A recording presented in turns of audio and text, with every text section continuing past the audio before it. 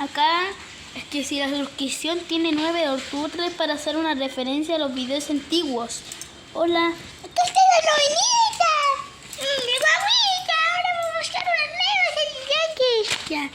Si no se acuerdan, antes hacían videos acá. Pero ahora no nos haré acá. Haré afuera, mi casa, literal. Ahora veremos este libro como es. Ya pues novenita no me muerda, ¿ok? Como ahora leeré. No leeré este libro, solo les mostraré las páginas. Acá tenemos América. A ver, acá tenemos todo el mundo. ¿Qué parte tenemos todo el mundo? Ya se perdió. ¿Alcanzaron a ver la página? Coméntenmela en los comentarios si lo alcanzaron a ver. Ya, sigamos de acá. Ah, era acá parece. Acá son donde se forman los huracanes y acá está la línea del Ecuador. A ver. Espérense.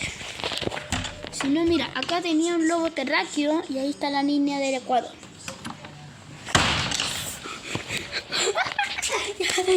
ya como si así, ¿eh? Casi ir por la puerta.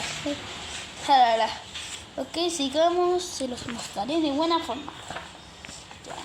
Ya,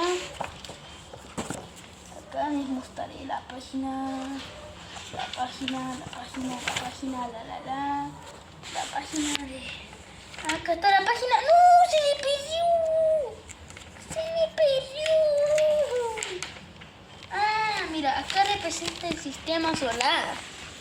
Bueno, acá hay Mercurio, Venus, Tierra, Marte, Saturno, Urano, Neptuno, Acá está la eclipse lunar y acá está el eclipse solar. Y acá como el eje de la Tierra aparece. Ya, acá explican los países como tal. Les dejaré un tip para que lo puedan leer en este video.